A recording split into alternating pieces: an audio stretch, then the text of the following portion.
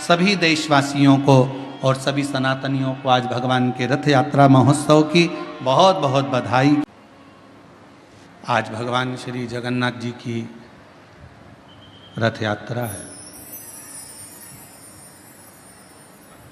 और जगन्नाथ स्वामी की रथ यात्रा ये हमको प्रेरणा देती है कि भगवान अपने भक्तों के लिए अपना मंदिर छोड़कर बाहर निकलकर उनका दुख हरने के लिए आ जाते हैं। हमारे संत, हमारे साधुजन, हमारे गुरुजन कहते हैं एक बार जगन्नाथपुरी में दुनिया का सबसे ज्यादा भंडारा भोजन प्रसाद, सबसे ज्यादा जगन्नाथ का भात, जगत पसारे हाथ, जगदीश में, जगन्नाथ जी में एक बार माता लक्ष्मी जी के मन में आया कि मैं जगन्नाथपुरी में, भगवान नारायण से पूछा, मैं आई हूं जगन्नाथपुरी में, जगदीश में, प्रभु आप अपनी बहन के साथ हो, आप बलभद्र जी के साथ में हो, आप स्वयं बैठे हो, मैं रुक्मणी, मेरे साथ आप नहीं हो। भगवान ने कहा रुक्मणी तू जगन्नाथपुरी में रहे, आराम से प्रसाद का निर्माण कर और प्रसाद बनाकर तू मुझे पवा। भोजन बनाने का काम माता रुक्मणी जी को दे दिया गया, माता लक्ष्मी जी को भोजन बनाने का काम दिया। हम ये ना कहें शिव जी का वार कौन सा, किसी ने कहा सोमवार, देवी जी का वार कौन सा, शुक्रवार, किसी ने कहा गुरु का वार कौन सा, गुरुवार, किसी ने कहा सूर्य का वार कौन सा, रविवार, किसी ने कहा गणेश जी का वार कौन सा, बुधवार, किसी ने कहा शनि का वार कौन सा, तो कहा शनिवार।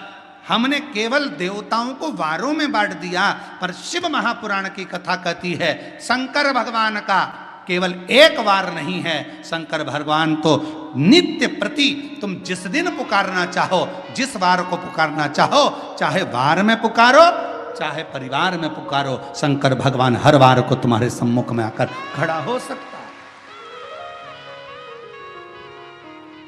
शिव का भक्त के लिए कोई वार की मूलता नहीं है। अरे कितना सुंदर कहा, शंकर भगवान ये नहीं देखते कि मुझे सोमवार के दिन ही मंदिर से बाहर निकलना है। शिव जी तो शिव जी हैं, शंकर तो शंकर हैं, करुणा सागर तो करुणा सागर, मेरा ओघड़दानी तो नित्य प्रति अपने शिवालय से, नित्य प्रति अपने मंदिर से, नित्य प्रति अपने शिवालय से मेरा ओघड़दानी बाहर निकलता, नित्य प्रति।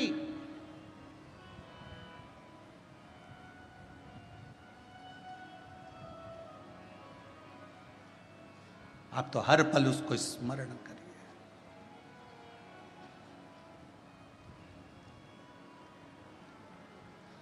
उसके बिना कुछ ठीक नहीं महाराज, कुछ भी। हम तो कई बार कथा में कहते हैं आपके पास में अगर कुछ भी नहीं है, आप शंकर जी के मंदिर पे गए हो, एक बेलपत्र अगर आपको शिव जी के मंदिर में चढ़ी हुई भी मिल जाए, उसको उठा लो और उस बेलपत्र को धोकर वापिस भगवान देवाधिदेव महादेव के मंदिर में भगवान शंकर को फिर पुनः चढ़ा दो, वापिस उसी बेलपत्र को फिर चढ़ा दो।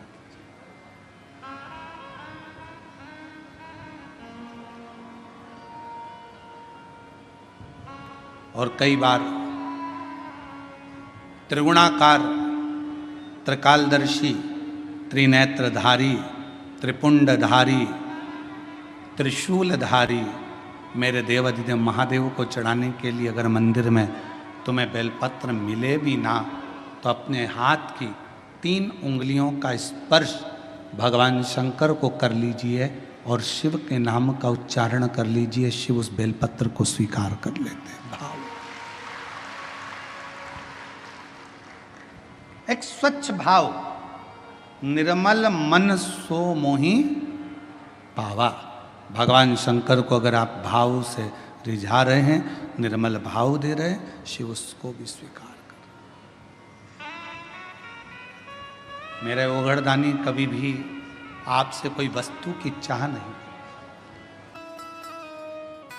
बेलपत्र का पौधा माता पार्वती जी के द्वारा प्रकट किया गया।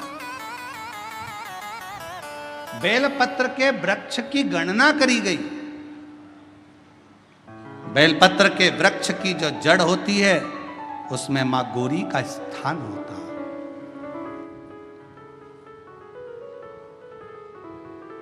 बेलपत्र की जड़ में महागौरी है, बेलपत्र के तने में माहेश्वरी है। बेलपत्र के शाखाओं में दक्षिणायनी माता है। बेलपत्र की पत्ती में माँ पार्वती है।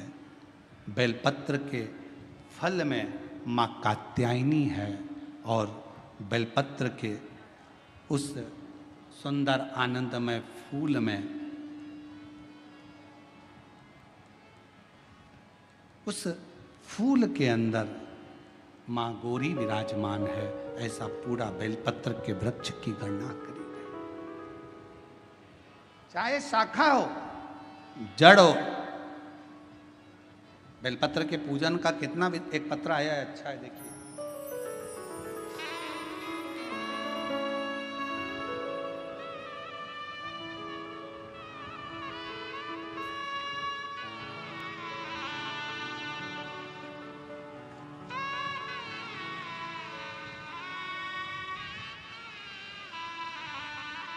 मेरा नाम प्राजक्ता चौहान। कहीं बैठी हों तो बच्चे को लेकर आ सकती हैं और बेलपत्र लेने के लिए आएँ। मेरा नाम प्राजक्ता चौहान। पत्र को आप लोग एलईडी पर पढ़ सकते हैं, आस्था चैनल पर पढ़ सकते हैं। मैं श्री रामपुर से आई हूँ। मेरी शादी को 9 साल हो गए थे, पर संतान का सुख नहीं था। हमारे शहर के हर एक डॉक्टर को दिखाया। एक बार डॉक्टर बोले कि तुम्हारा ट्यूब ब्लॉकेज है, 50% ही चांस हैं संतान के, बाकी के संतान का योग नहीं। बहुत सारी दवाइयां ली, ट्रीटमेंट किया, पर गर्भ नहीं ठहरा। समय निकलता गया, टेस्ट बेबी करवाया, उसमें भी फायदा नहीं मिला। आखिरी में किसी ने फिर कहा, शिव पुराण की कथा आती है, सफेद आंकड़े की जड़ का प्रयोग करो। मैंने 2-3 बार उसको भी किया, पर ना जाने क्या खराबी, क्या दिक्कत।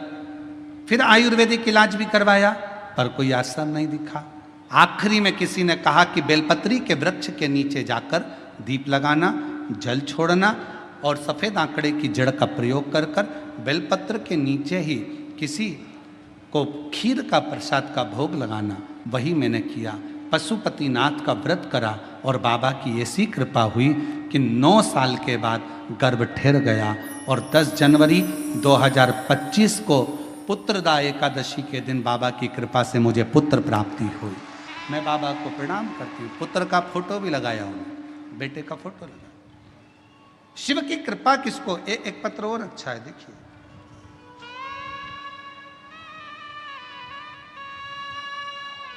मैं अश्विनी अमोल गायकवाड़। मेरी शादी 2016 में हुई थी, पर मेरे यहाँ संतान का सुख नहीं था। गर्भ अगर ठहर भी जाता था तो संतान 15 दिन, 20 दिन, 1 महीना रहकर गिर जाती थी। सारे इलाज करवाए, डॉक्टरों को भी पूछा, आईवीएफ के लिए बोला, फिर भी बच्चा नहीं हुआ।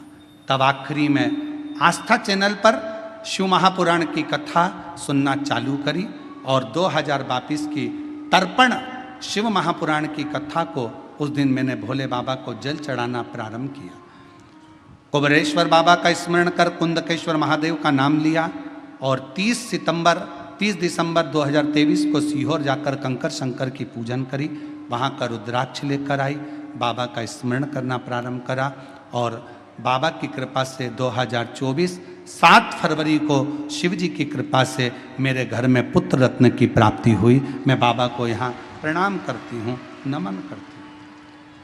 और तेरी कृपा का क्या है भरोसा, कब किस पर हो जाए, जरा सी हम पर कर दो। एक बेलपत्र का फल क्या।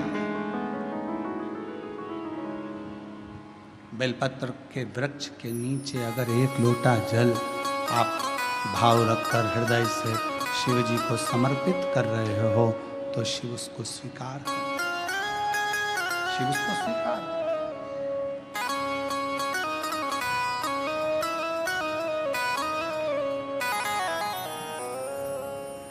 शंकर उसे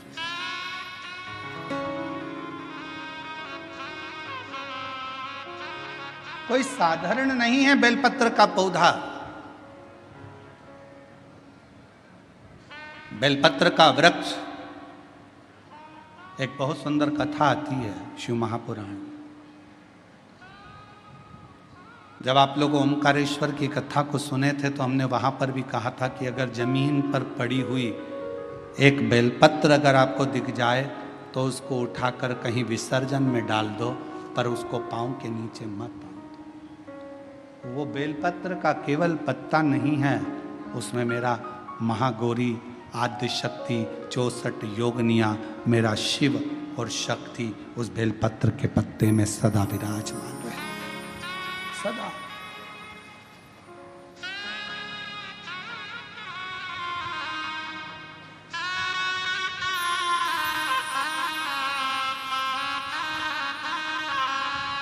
आप उसको जितना हृदय से पूजोगे, भारत की सभ्यता, भारतीय संस्कृति, भारत का एक आनंद सुख है ये कि हमारे यहाँ पौधों की भी पूजन होती है, हमारे यहाँ नदियों की भी पूजन होती है, हमारे यहाँ पशुओं की भी पूजन होती है, हमारे यहाँ पक्षियों की भी पूजन होती है, हमारे यहाँ तलातल, रसातल, पाषाण की भी पूजन होती है, हमारे यहाँ जल की भी पूजन होती है तो थल की भी पूजन होती है। शिव तत्व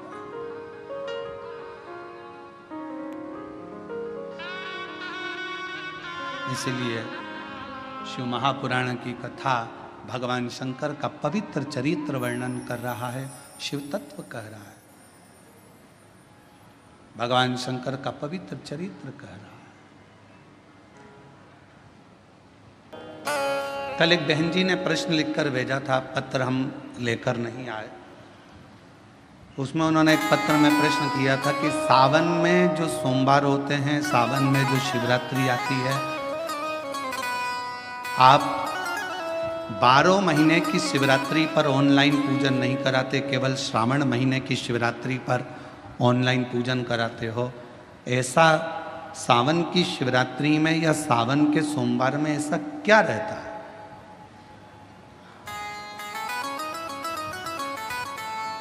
श्रावण की शिवरात्रि में, श्रावण के सोमवार में इतना महत्व क्या रहता है कि आप 12 महीने शिवरात्रि पर ऑनलाइन पूजन नहीं कराते, पर सावन के महीने की शिवरात्रि आई कि आप ऑनलाइन पूजन कराते हो और पूरा विश्व, देश, भारत देश ही नहीं पूरे विश्व में, विदेशों में भी लोग ऑनलाइन पूजन करते।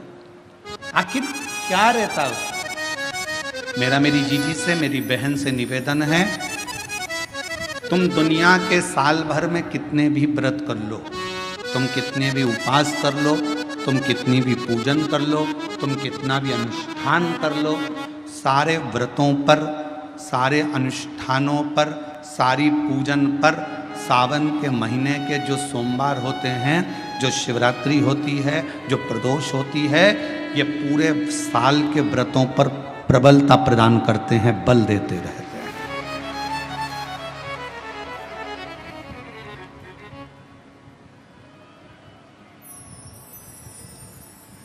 पर निवेदन है, सावन के सोमवार का व्रत करो, पर ऐसा व्रत मत करना कि तुम्हारे व्रत करने से परमात्मा को भी टेंशन हो जाए।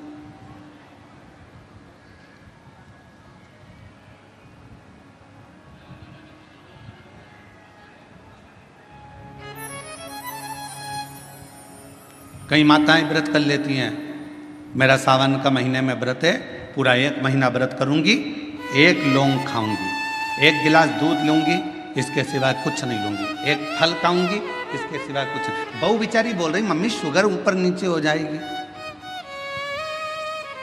तुम्हारा बीपी ऊंचा नीचा हो जाएगा, तुम तो खाओ पियो। अब आपको पूरे महीने भगवान शंकर की आराधना भी करना है, पूजन भी करना है, अर्चना भी करना है, जाप भी करना है, कथा भी सुनना है, मंदिर भी जाना है, और मालूम पड़ा ऊपर से तुम बीमार पड़ गए। बीमार पड़ गए तो क्या मंदिर जा पाओगे? जम के तो बोलो नहीं। आराधना कर पाओगे? बैठकर भजन कर पाओगे? कथा सुन पाओगे? नहीं। इसलिए व्रत ऐसा करना जिस व्रत में तुमको भी टेंशन नहीं, तुम्हारे परिवार को भी टेंशन नहीं, और भगवान शंकर को भी टेंशन नहीं, किसी को चिंता नहीं। तुम्हारे व्रत करने से किसी को परेशानी नहीं। मालूम पड़े तुम भोजन का त्याग कर दो, इसका त्याग कर दो, उसका त्याग कर दो, सब चीज़ों का त्याग कर दो और बीमार पड़ जाओ, तो शिव महापुराण की कथा कहती है ऐसा ऐसा तप, ऐसी साधना किसी का। तुमरुका जी जब कथा कहने के लिए बैठे, चंचुला देवी ने तुमरुका जी से एक प्रश्न किया कि कथा सुनने का नियम क्या है। गीता प्रेस गोरखपुर की शिव महापुराण की कथा लेकर आना, उसमें पढ़ना शिव महापुराण कथा महत्तम।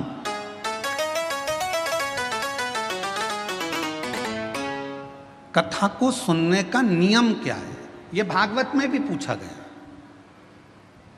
परीक्षित ने सुखदेव जी महाराज से पूछा था कथा सुनने का नियम क्या है।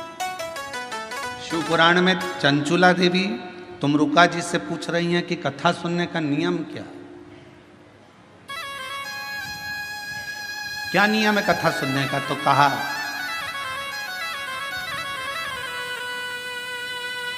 एक समय फलहार करो, शिव महापुराण की कथा को श्रवण करो,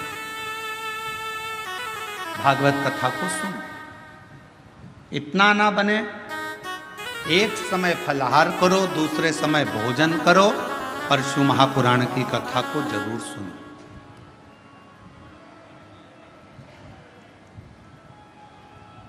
और इतने में भी काम ना चले तो शिव महापुराण की कथा में तुमरुका जी ने चंचुला देवी से कहा दोनों समय भोजन करो, पर शिव महापुराण की कथा जम के बोलो, सुनो नहीं, जरूर सुनो।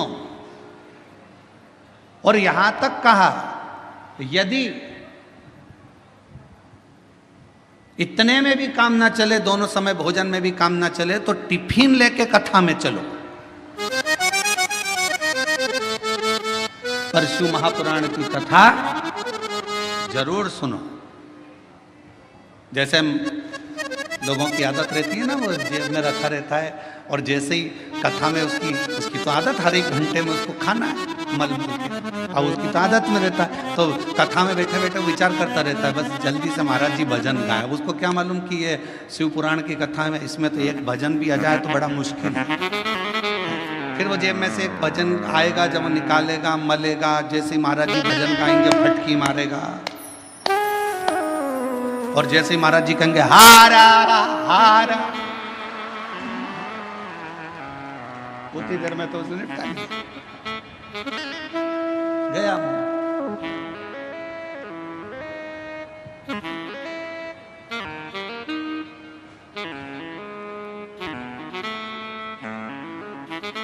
और दवा दुबू के इतनी शांति से बैठा, पड़ोसन को भी लग रहा है कितना अच्छा व्यक्ति है, आवाज तक नहीं आ रही है, उसको क्या मालूम मुंह में फंसा पड़ा है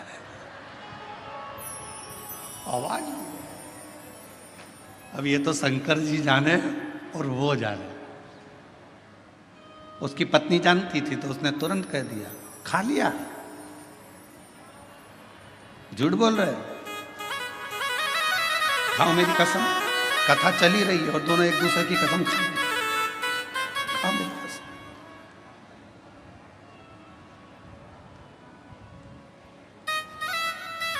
चित्त ना गया,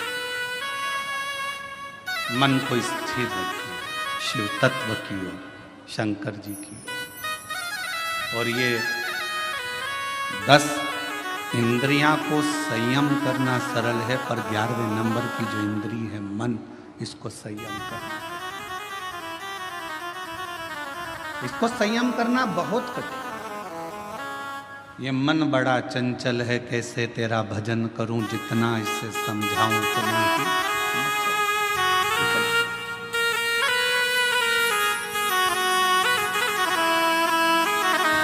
और भोले तेरे चरणों की शंभो तेरे चरणों की गरजूने जो मिल जाए, बाबा तेरे चरणों की भूले जो मिल जाए, सच कहता हूँ सच कहता हूँ भोले। तकदीर बदल जाए बाबा तेरे चरणों शंभु तेरे चरणों। इस मन को संयमित करना ये दुनिया का सबसे कठिन, बहुत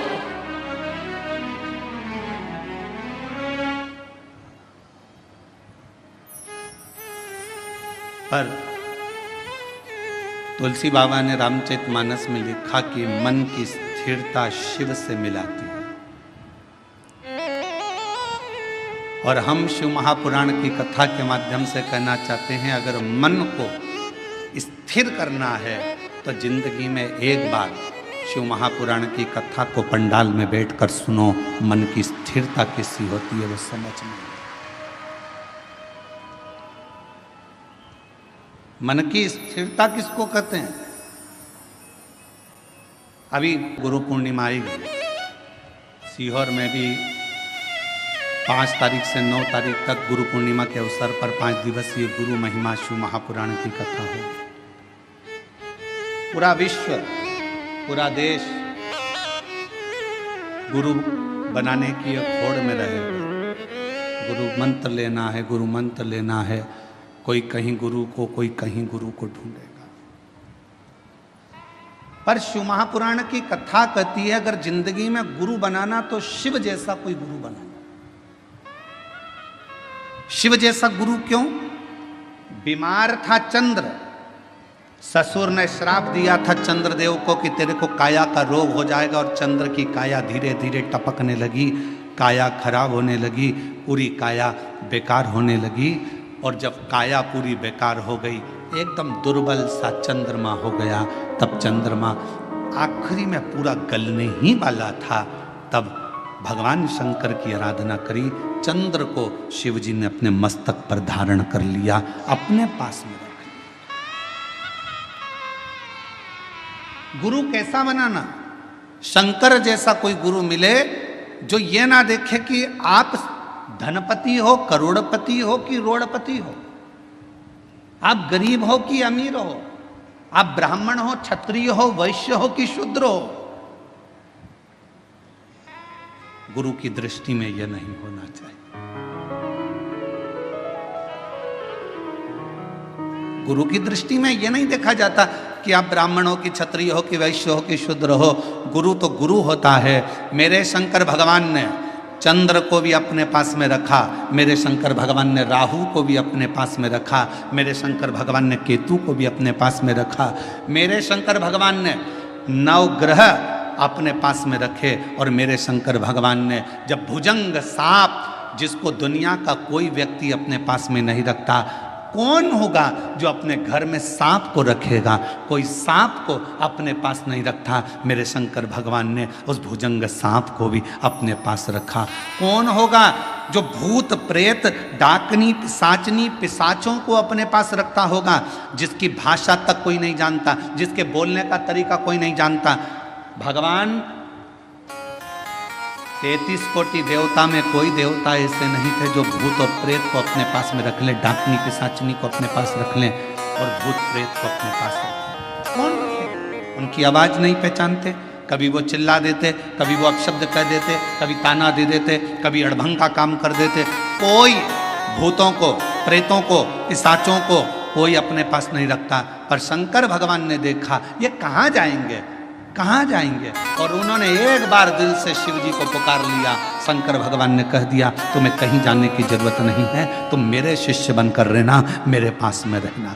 जिसका कोई नहीं उसका शिव है।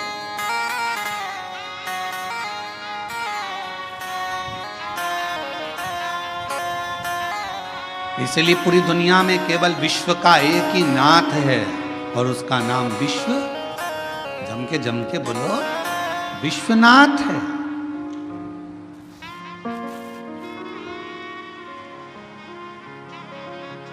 विश्वनाथ, पूरे विश्व का एक नाथ। कोई भूखा ना रहे, कोई प्यासा ना रहे, सबका पेट भरा रहे, कोई खाली पेट ना सोए, ये विश्वनाथ का कार्य है। कोई भूखा नहीं।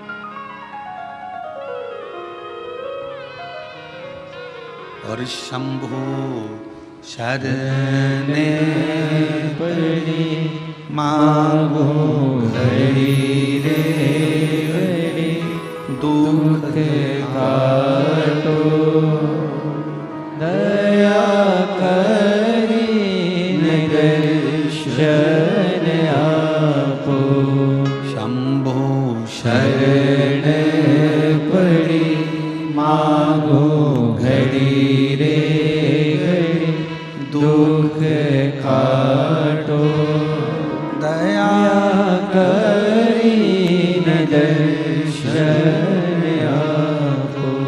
पंढरपुर कौन कौन गया? हाथ उठाओ जरा। सब गए हो? हम भी गए। ठीक है। एक बार भगवान श्री हरि विठ्ठल से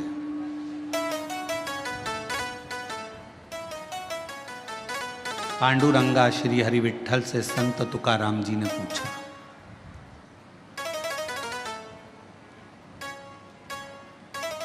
संत तुकाराम जी ने कहा, हाथ जोड़कर पांडुरंगा के सामने संत तुकाराम जी बैठ गए श्री हरि विठ्ठल के सामने। विठ्ठल विठ्ठल विठ्ठल विठ्ठल।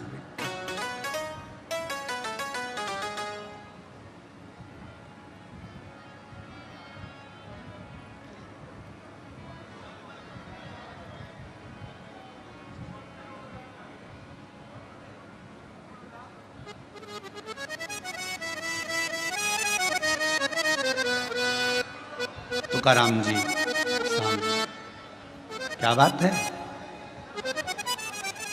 सबने पूछा तुकाराम जी से, तुम विठ्ठल विठ्ठल विठ्ठल विठ्ठल भज रहे हो, क्या आपको अपने घर नहीं जाना?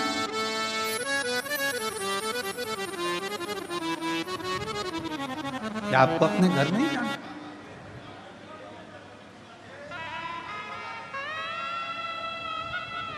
तीन दिन हो गए तुकाराम जी,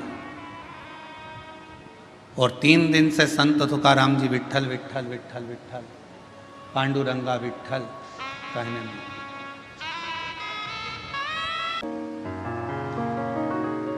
संत तुकाराम जी 3 दिन से लगातार विठ्ठल विठ्ठल, माजा विठ्ठल, माजा विठ्ठल विठ्ठल।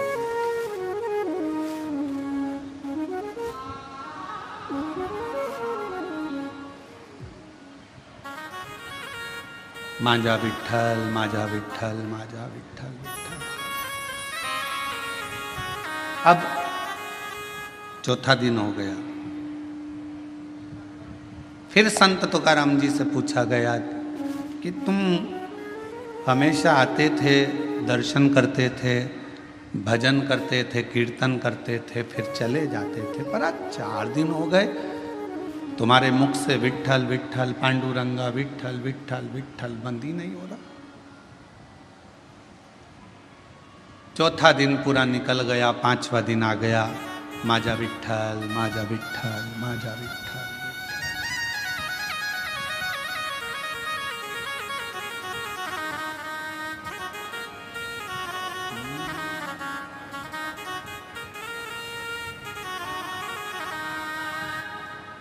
माझा विठ्ठल विठ्ठल विठ्ठला, माझा विठ्ठल विठ्ठल विठ्ठला। 4 दिन निकल गए।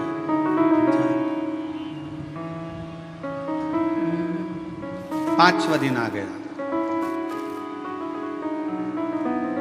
अब कोई पूछने के लिए नहीं आया।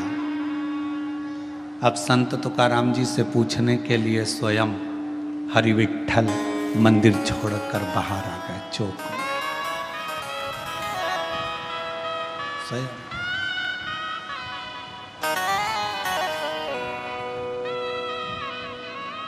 गर्भगृह को छोड़कर मेरे विठ्ठल पांडुरंगा चौक में, जिस चौक में सभी हरि विट्ठल के भक्त, पांडुरंगा के भक्त फुगड़ी खेलते हैं। उस फुगड़ी खेलने वाले चौक में हरि विट्ठल आए। तुकाराम जी को देखा, तुकाराम जी को देखकर पूछा, अभी तक लोग पूछ रहे थे कि तुकाराम तुम विट्ठल विट्ठल विट्ठल विट्ठल पांडुरंगा जप रहे हो, अब स्वयं विट्ठल आकर खड़े होकर पूछते हैं कि क्या चाहता है, बोल। तुकाराम जी ने कहा, मुझे इतना सा पूछना है कि भगवान देव अधिदेव महादेव जब आपसे मिलने के लिए आए तो आपने शंकर भगवान को अपने सिर पर बिठाया, क्यों बिठाया, बस इतना सा पूछना है। हरि विट्ठल ने कहा, शिव को मैंने अपने सिर पर इसलिए बिठाया क्योंकि उन्होंने कामदेव को भस्म कर दिया था और अहंकार का त्याग कर दिया था, तो मेरे सिर पर ना काम है ना अहम है।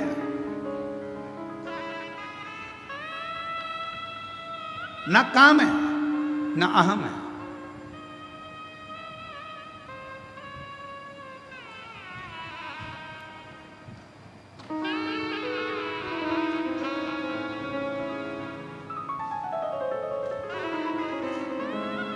एक लाइन किसी की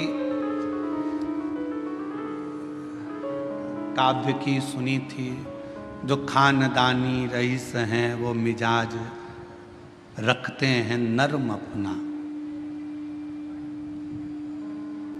मेरे शंकर भगवान के पास में कुबेर का खजाना है, इसलिए उसको कुबेरेश्वर महादेव कहते हैं, कुबेर भंडारी कहते हैं।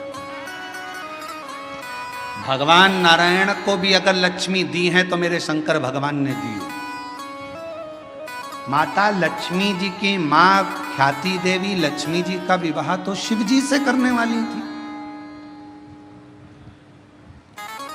पर लक्ष्मी जी का विवाह जब शंकर जी से होने वाला था तो शंकर जी ने मना कर दिया था, मैं विवाह नहीं करूंगा। क्यों? क्योंकि ये लक्ष्मी जी नारायण को चाहती हैं, इसलिए ख्याति देवी आप अपनी बेटी को भगवान विष्णु को ब्याह दो। शिव की कृपा से लक्ष्मी जी नारायण को मिली है।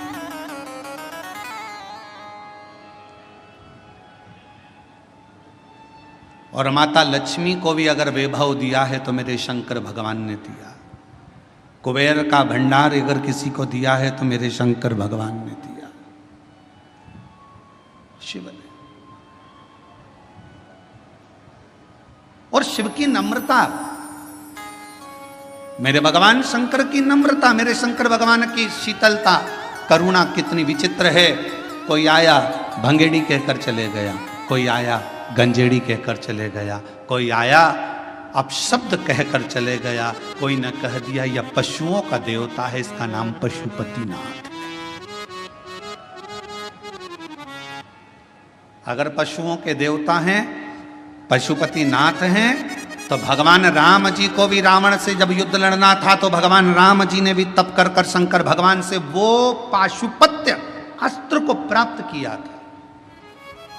और भगवान कृष्ण को भी जब युद्ध मैदान में जाना था तो उन्होंने पाशुपत्य अस्त्र को प्राप्त किया। जरा विचार करिएगा, दुनिया के लोगों ने कहा ये पशुओं के देवता हैं, दुनिया के लोगों ने कहा ये भांग पीते हैं, दुनिया के लोगों ने कहा ये गांजा पीते हैं, दुनिया के लोगों ने कहा शिव ऐसे हैं, दुनिया के लोगों ने कहा शंकर ऐसे हैं, दुनिया के लोगों ने उनको अलग कर दिया। शिव बिल्कुल अलग हो गए, अलग सब देवताओं को मानने लगे, पर शंकर के मंदिर बंद से हो गए थे, शिव के मंदिर में जाले लगे रहते थे। पर आज की स्थिति में जब दुनिया की दृष्टि में ये आ गया कि शंकर से बड़ा कोई करुणा सागर नहीं है, तो मंदिर भी खुल गए, द्वार भी खुल गए और शिव का आनंद भी हो गया।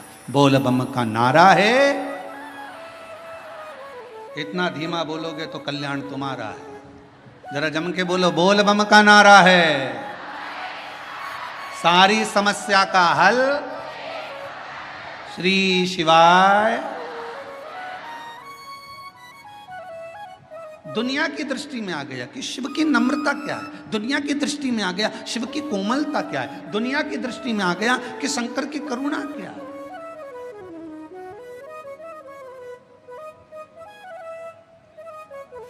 और ये सबको मालूम है, जो शंकर को जल चढ़ाता है उसका कल जरूर बदलता है। जिसको अपना कल बदलना है उसको जल चढ़ाना प्रारंभ कर देना चाहिए, जरूर। और तेरी कृपा का क्या है भरोसा, कब किस पर हो जाए जरा सी हम पर कर दो, हो जरा सी हम पर कर दो। जिस पर भी हो गई तेरी कृपा करुणा वो भव पार हुआ, भव पार हुआ। पापी हो चाहे जितना उसका भी बाबा उद्धार हुआ, उद्धार हुआ। गिद्ध अजामिल गणिका जैसे तेरे मन को भाई जरा सी हम पर कर दो, ओ जरा सी हम पर कर दो। तेरी कृपा का क्या है भरोसा, कब किस पर हो जाए जरा सी हम पर कर दो। हमने कल भी कथा में कहा था, कोई पूर्वजों का पुण्य प्रबल होता है। आपके पिता, आपके दादा, आपके परदादा, आपकी माता, आपकी दादी, आपकी परदादी, आपकी धर्म पत्नी की माता, आपकी धर्म पत्नी की माता की माता, उनकी दादी, दोनों पक्ष, एक धर्म पत्नी के मायके का पक्ष और एक पति के पूरे पक्ष, ये दोनों के 71 पीढ़ी का जब पुण्य प्रबल होता है तब किसी परिवार में एक बार शिव महापुराण की कथा हो पाती है।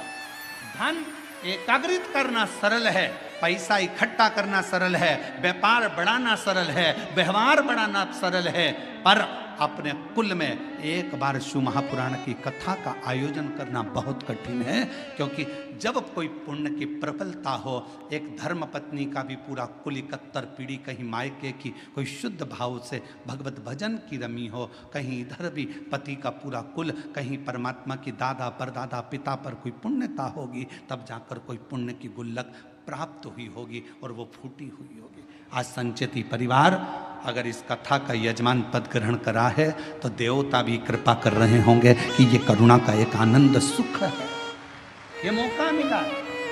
और शिव महापुराण की कथा करवाना कोई सरल विषय नहीं, इतनी अड़चने आती है क्योंकि शंकर की कथा है, ये कोई साधारण कथा नहीं है। शंकर भगवान विष्णु जी का विवाह हुआ, तारीख निकली, तिथि निकली, पल निकला और भगवान विष्णु का लक्ष्मी जी के साथ में माँ लक्ष्मी जी के साथ विवाह हो गया। ब्रह्मा जी का विवाह ब्रह्माणी के साथ हो गया, इंद्र का विवाह इंद्राणी के साथ हो गया। पर शंकर भगवान के विवाह की तारीख निकली, तिथि निकली, समय निकला, इतनी बजे फेरे होंगे, इतनी बजे विवाह होगा। शंकर भगवान की शादी उतनी बजे हुई नहीं, जो तिथि थी, जो तारीख थी, उस पर शादी ही नहीं हुई। 15 दिन निकल गए, सारी बारात खड़ी थी। शंकर भगवान से पूछा क्या विचार है, शादी वादी करना है कि नहीं करना है। शंकर भगवान बोले मेरा पाउडर का डिब्बा घूम गया, जब तक पाउडर का डिब्बा नहीं मिलता तब तक मैं तैयार नहीं होऊंगा, और तैयार नहीं होऊंगा तब तक मैं शादी करने नहीं जाऊंगा। अब पाउडर का डिब्बा कौन सा, इंतजार करा। 20 दिन के बाद आवाज आई राम नाम सत्य है, राम नाम सत्य है। शंकर भगवान कहने लगे तैयारी कर लो बारात ले जाने की, मेरा पाउडर का डिब्बा आ गया, पाउडर का डिब्बा। और जो मुर्दा आया, जला, भस्म तैयार हुई, शिव जी ने धारण करी, नंदी पर सवार होने लगे। नंदी पर बैठे 33 कोटि देवता नगाड़े बजा रहे, दुमदुमियां बजा रहे, भगवान शंकर नंदी पर बैठे। नंदी पर भी बैठे तो उल्टे, नंदी का मुंह इधर था, शंकर जी का मुंह उधर था। इंद्र ने जाकर ब्रह्मा जी से कहा ऐसी कोई बारात अच्छी लगेगी, शिव जी का मुख उधर है और नंदी का मुख इधर है, जरा पूछो तो सही ऐसे क्यों बैठे हैं। ब्रह्मा जी ने जाकर कहा आपकी शादी हो रही है, कम से कम सीधे तो बैठ जाओ। शंकर भगवान बोले हमारा कोई बाप नहीं, हमारा कोई भाई नहीं, बारात कैसे देखेंगे, आगे से नंदी देखेगा, पीछे से हम देखेंगे, इसलिए उल्टे बैठे।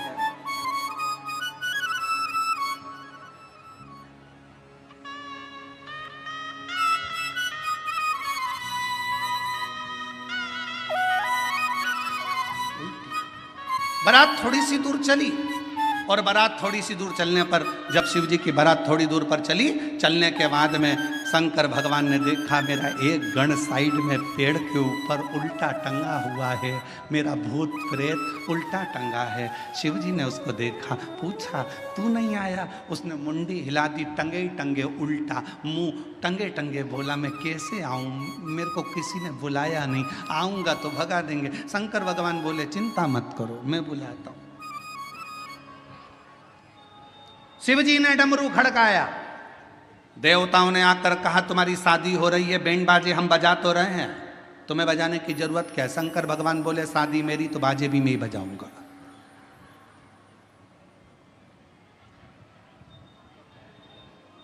आत्मनिर्भर भारत,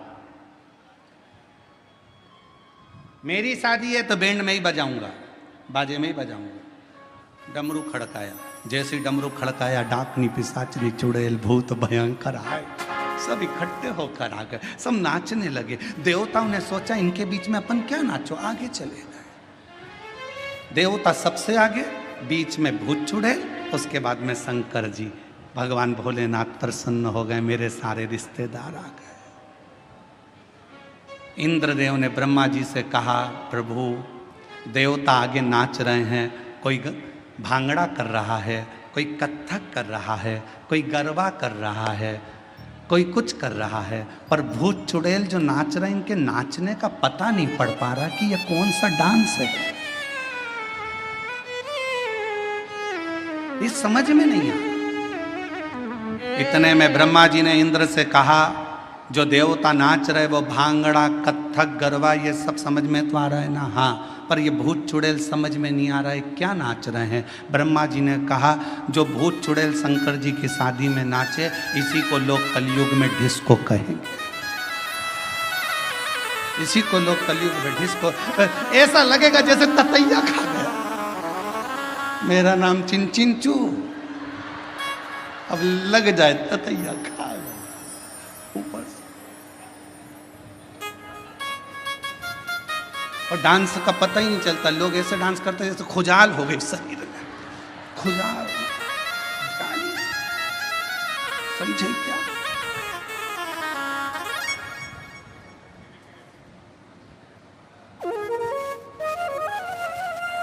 इसी को डिस्को कहें, इसी को डिस्को। अब शंकर तो शिव है, अड़भंगे, सबको साधा मेरे शंकर ने, सबको। शिव के पास कोई अहंकार की कोई भी एक परिभाषा नहीं, अहंकार का कोई संबोधन नहीं। भगवान पांडुरंगा हरिविठल से स्वयं संत तुकाराम जी पूछ रहे हैं कि शिव को आपने सिर पर बिठाया, क्यों? क्योंकि उन्होंने काम को जला दिया था, अहंकार को नष्ट कर दिया था। शिव के पास ना काम है ना अहम है, शिव के पास तो केवल एक राम नाम है, उसके सिवाय कुछ नहीं, कुछ नहीं। और कलयुग केवल नाम आधारा, सुमर सुमर उतरहि पारा। कलयुग में केवल नाम की आधार शिला को जो समझ लेता है, अहम को त्याग नहीं। दुनिया की सबसे बड़ी बीमारी एक ही है, व्यक्ति का अहंकार। शुगर की दवाई बाजार में मिल सकती है, बीपी की दवाई बाजार में मिल सकती है, कमर दुखे तो दवाई बाजार में मिल सकती है, आँख दुखे तो दवाई बाजार में मिल सके, कान दुखे तो दवाई मिल सके, पर अहंकार की दवाई बाजार में नहीं मिलती है। अहंकार को समाप्त करने की दवा मेरे शंकर भगवान के पास है। मेरे वो ना काम रहने देता है ना अहंकार रहने देता, दोनों का त्याग करवा देता, दोनों।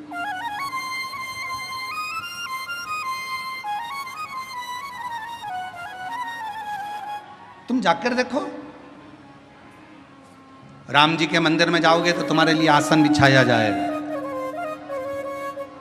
कृष्ण भगवान के मंदिर में जाओगे तो तुम्हारा आसन भी बिछेगा, सर्वश्रेष्ठता रहे। पर शंकर जी के मंदिर में इतनी भी जगह नहीं रहती कि आसन बिछाया जाए। जमीन पूरी गीली, चारों तरफ गीला गीला। कोई इधर से आया लोटा ढोल गया पानी का, कोई उधर से आया तो पानी शंकर जी को चढ़ाना था, तेर पे चढ़ाकर चले गया।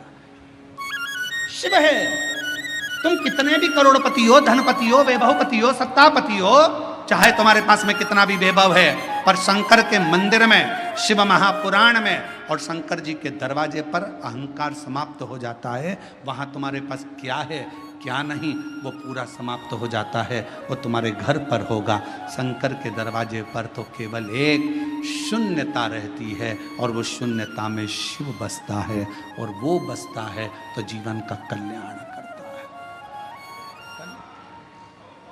शून्यता। बेजापुर कब आया? छत्रपति संभाजी नगर से चले गाड़ी को लेकर, आगे आया 70 किलोमीटर दूर बेजापुर, और आगे बढ़े 60 किलोमीटर, और आगे बढ़े 57, 56, 55, 54, 53, 52, 51, फिर और आगे बढ़ते बढ़ते 50, फिर 49, ऐसे चलते चलते चलते चलते चलते चलते धीरे धीरे और आगे बढ़े। बेजापुर 10 किलोमीटर, बेजापुर से और आगे बढ़े, वहाँ से और आगे बढ़ते बढ़ते बेजापुर फिर 9, आप लोग बोलते जाओ 8, फिर 7, बेजापुर 6, 5, 4, 3, 2, 1। उसके बाद बेजापुर आते से ही मिलेगा शून्य। बोलो सही है कि गलत है? अरे जम के तो बोलो। बेजापुर कहाँ आया? जहां शून्य आया, जीरो आया, समझ लो वहां बेजापुर आ गया। छत्रपति संभाजी नगर यहां से जा रहे हो, चलते चलते 70 किलोमीटर से बढ़ते बढ़ते 10 किलोमीटर पे पहुंचे। 10 से 9, 8, 7, 6, 5, 4, 3, 2, 1 और बाद में शून्य आ गया। छत्रपति संभाजी नगर आ गया। पुणे गए, चलते चलते शून्य आ गया। बेंगलोर गए, चलते चलते शून्य आ गया। मुंबई गए, चलते चलते शून्य आ गया, तो मुंबई आ गया, पुणे आ गया। शून्य पर स्थान नियुक्त है। उसी तरह जब तुम्हारे भीतर एक शून्यता, ये कुछ भी मेरा नहीं है शिव शंकर सब तेरा है, जब एक शून्यता आकर खड़ी हो जाएगी, समझ लेना तुम शिव के दरवाजे पर आ गए और शिव तुम्हारे हृदय में आकर विराजमान हो गया। शून्य है।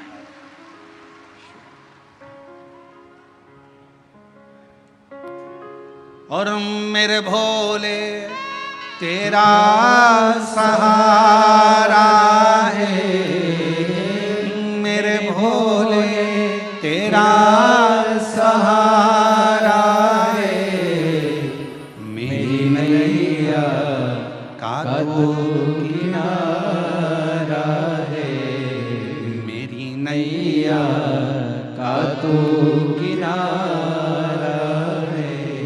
मेरे बाबा तुझे पुकारा है, मेरे बाबा तुझे पुकारा है, मेरी नैया का तो किनारा है, मेरी नैया का तो किनारा। उस शिव को समझने के लिए शून्यता की जरूरत पड़ती है।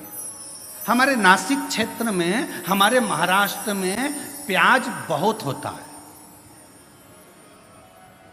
बोलो सही है कि गलत है? काय की खेती ज्यादा हो रही है? प्याज की।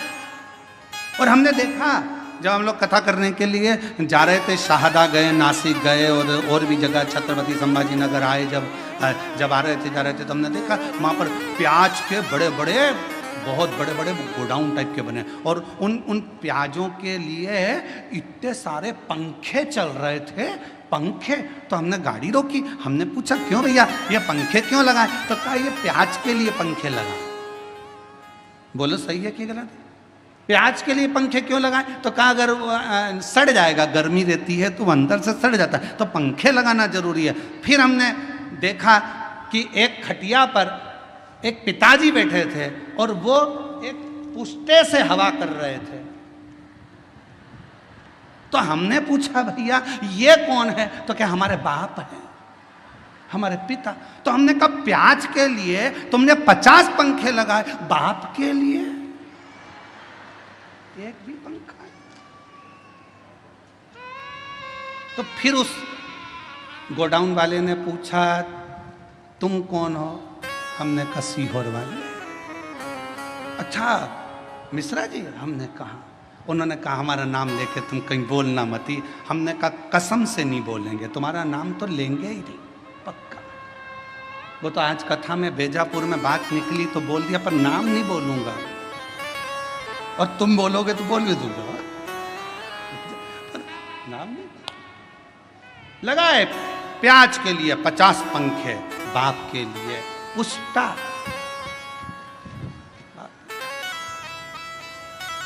अरे ये चमक ये दमक फुलवन में महक सब कुछ सरकार तुम्हारे पिता से ही तो है।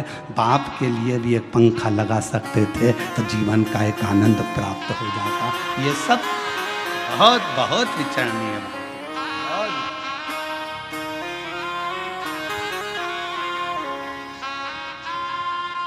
कभी मौका लगे तो हमारे सीहोर में आकर देखो, हमारे बाबा के धाम पर, कुबरेश्वर धाम पर वृद्ध माताओं के लिए, बुजुर्गों के लिए, आम भक्तों के लिए जो वहाँ भोजन प्रसाद होता है, मेडिकल व्यवस्था होती है, चिकित्सा व्यवस्था होती है। बच्चों के लिए जिनके पास एजुकेशन का पैसा नहीं होता, उनके कॉलेज की फीस, स्कूल की फीस सब वहाँ से जमा होती है। बच्चों के पास जिनके पास किताबें कॉपियाँ नहीं होती, समिति उनको किताब कॉपी स्कूल की दिला देती है। उनकी ड्रेस नहीं होती तो ड्रेस दिला दे। कभी देखो धन की भाव की मूर्ता, सारी डिग्रियां, सारा वैभव पृथ्वी वाले देखेंगे। तुम्हारी डिग्रियां चाहे डॉक्टर की हो, कलेक्टर की हो, एसपी की हो, आईजी की, डीआईजी की, चाहे कमिश्नर की, तहसीलदार की, पटवारी की, सारी दुनिया की जितनी डिग्रियां होती हैं, इंजीनियर, सीए, सारी डिग्रियां केवल पृथ्वी पर चलेगी। वहां तो एक ही डिग्री चलेगी, तूने अपने माता पिता की सेवा कितनी करी, तूने भूखे को भोजन और प्यासे को पानी कितना पिलाया। वहां एक ही डिग्री देखी। वहां नहीं देखा जाएगा कि तेरे पास डिग्री कौन सी थी। नहीं साहब मैं इंजीनियर, नहीं साहब मैं मजिस्ट्रेट, नहीं साहब मैं इस फलाना कोर्ट का मजिस्ट्रेट हूँ, मैं इतनी बड़ी पदवी पर रहा हूँ। भगवान भी कह देगा नीचे बैठे रे, फालतू बात करना मत। नीचे चले डिग्री, ऊपर चले तेरे कर्म, कर्म के सिवाय ऊपर कुछ नहीं चलता। इसलिए फिर निवेदन, मत बुरे कर्म कर बंदे वरना पछताएगा, भगवान की आंखों से तू बच नहीं पाएगा, तू बच नहीं पाएगा। ऊपर जाते से ही कह दिया जाएगा तेरा क्या होगा रे कालिया। होगा क्या तेरा? तेरे कर्म के लेख से तुझे प्राप्त होगा कि तुझे क्या देना है। क्या कितनी सुंदर कथा है। एक बहुत विद्वान महाराज जी मर गए, बहुत विद्वान, खूब प्रवचन देते थे, मर गए, ऊपर गए। वैकुंठ का दरवाजा बंद था, सब लाइन लगा के खड़े थे।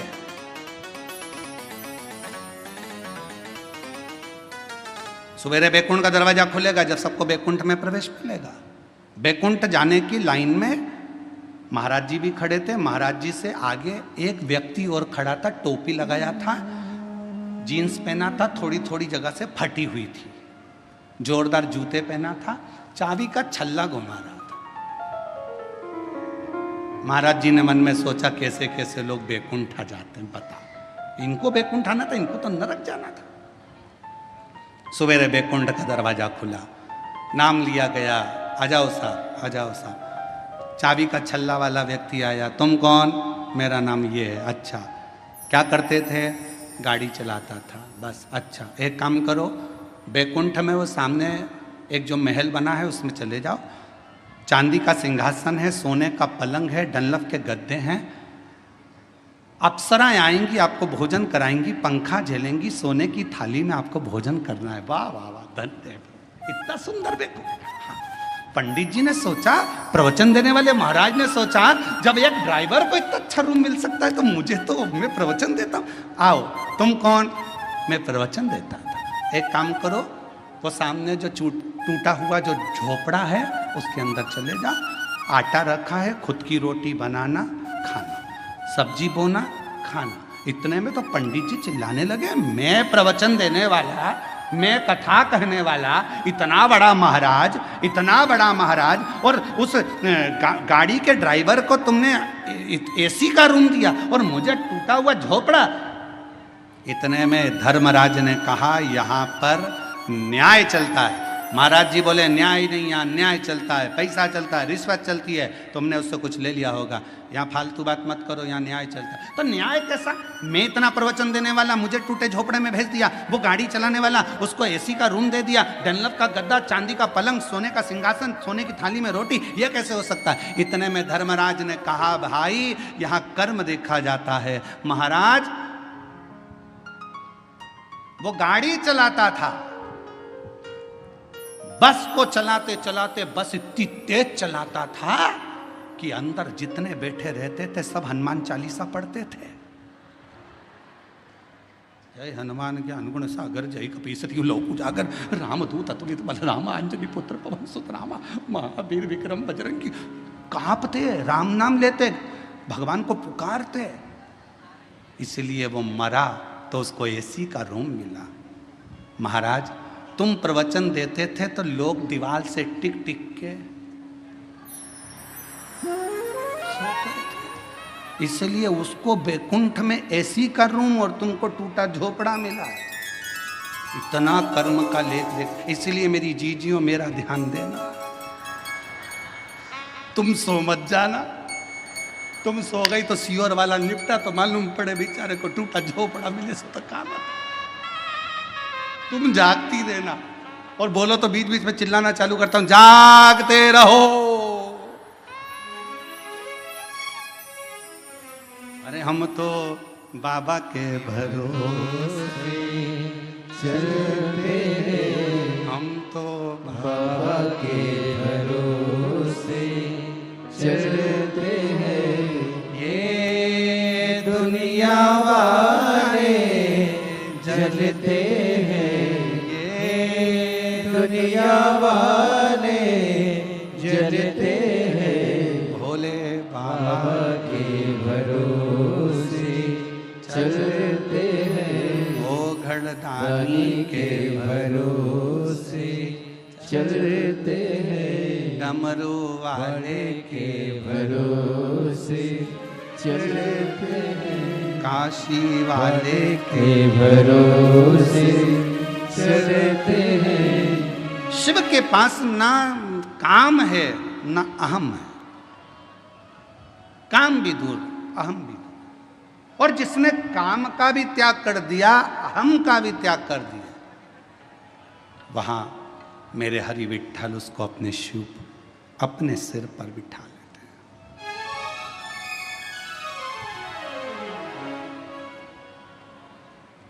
अपने मस्तक पर बिठा लेते हैं।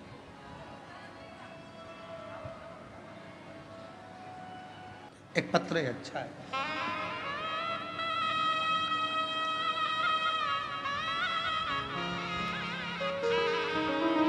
पुष्पा नाना साहेब पवार, पता तहसील बेजापुर, जिला संभाजी नगर, मुकाम पोस्ट चांदे गांव की रहने वाली।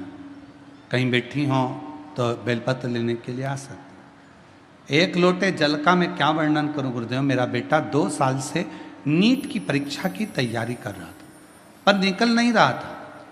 फिर मैं सीहोर गई, कंकर शंकर पूजा की, रुद्राक्ष लाई। बेटे से मैंने कहा कि तू मेहनत को 4 गुना बढ़ा।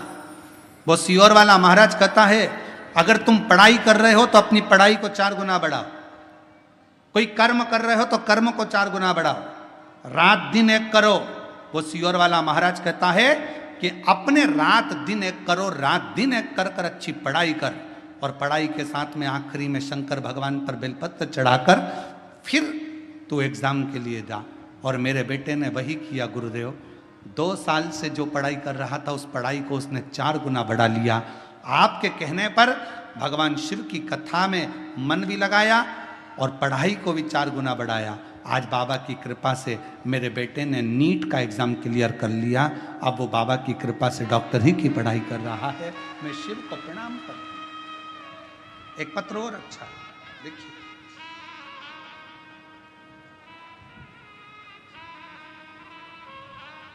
मेरा नाम सो कविता अनिल इंगले, मैं लौबी बंदुक गांव से तहसील बेजापुर जिला संभाजी नगर की रहने वाली हूँ। कहीं बैठी हो तो आ सकती हैं एक बेलपत्र लेने के लिए। बाबा सुनता है ये मैंने देख लिया। गुरुदेव, मेरी बेटी नीट की परीक्षा पहले दी, फिर नहीं हुआ, फिर परीक्षा दी, अब करें क्या? आखिरी में उसकी हिम्मत हारी। तब मैंने अपनी बेटी से कहा, वो सियोर वाला बाबा कहता है कि मेहनत को 4 गुना कर दो और अपनी मेहनत को 4 गुना करो, पढ़ाई करो और ऐसी करो कि रिजल्ट तुम्हारे पक्ष में आए। बाबा के भरोसे रखकर मेरी बेटी ने तीसरी बार नेट का एग्ज़ाम दिया और बाबा की कृपा से आज मेरी बेटी नीट एग्ज़ाम क्लियर कर ली। बाबा की कृपा से वो MBBS की पढ़ाई में सिलेक्ट हुई। मैं बाबा को यहाँ प्रणाम करने के लिए आया। अब ये 2 पत्र अपन ने पढ़े, इन 2 पत्रों को अपन ने देखा। इसमें सियोर वाले महाराज ने कुछ करा क्या? जम के बोलो, कुछ भी नहीं। इसमें किसने क्या करा?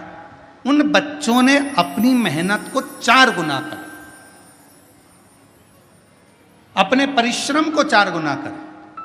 और जब व्यक्ति कोई काम करता है और अपनी मेहनत को 4 गुना बढ़ाकर जब कोई कर्म करता है और शिव जी पर भरोसा कर कर आगे बढ़ता है तो निश्चित है वो अपनी मंजिल तक पहुंचता है। आपका काम ही ना करो, बैठे ही रहो, सोचो कि मेरी दुकान चली नहीं रही, दुकान चली नहीं रही, व्यापार चली नहीं रहा, फैक्ट्री चली नहीं रही, काम करो नहीं, मेहनत करो नहीं और दूसरे को दोष दो। पत्रिका वाले को बुलाओ, पत्रिका दिखाओ, वास्तु वाले को दिखाओ, वास्तु दिखाओ, नग वालों को बुलाओ, नग पहन लो, सबसे पूछ लो क्या हो गया। कोई कहेगा वास्तु का दोष है, कोई कहेगा पितृ का दोष है, कोई कहेगा काल सर्प दोष है। अपने अंदर का दोष देख नहीं रहे कि अपना भी तो दोष है, कि अपन अपना AC का रूम छोड़कर थोड़ा बाहर निकलें तो सही, थोड़ी मेहनत 4 गुना बढ़ाए तो सही, व्यापार को 4 गुना करे तो सही। जब अपनी लगन, अपनी मेहनत, अपना परिश्रम जब हम 4 गुना बढ़ाते हैं तो एक ना एक दिन अपनी मंजिल तक पहुंच कर ही रहते हैं। थोड़ा बढ़ाओ, थोड़ा करो मेहनत, थोड़ा परिश्रम करिए।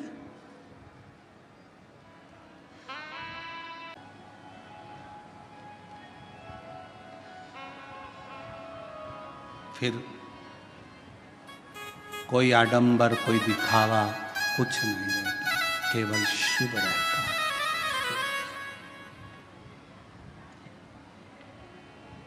वो एक लाइन आप लोग गाते हो ना, देहाची तिजोरी भक्ति चाँच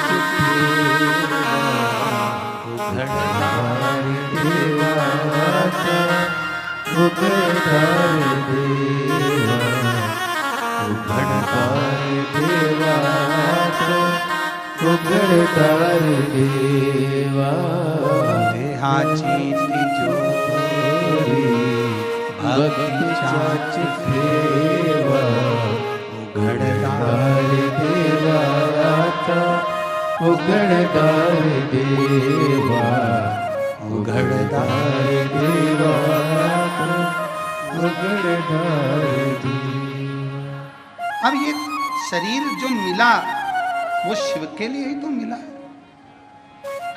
भजन के लिए ही तो मिला, सत्कर्म करने के लिए मिला। पूर्व में ना जाने कौन सा अच्छा काम किया था जो आज भगवान ने भरपेट भोजन दिया, राजसी ठाट दिया, वैभव दिया, धन दिया, दौलत दी, संपदा दी, सत्ता दी, नाम दी, शोहरत दी, इज्जत दी, घर में संतान दी, वैभव दिया, वंश दिया।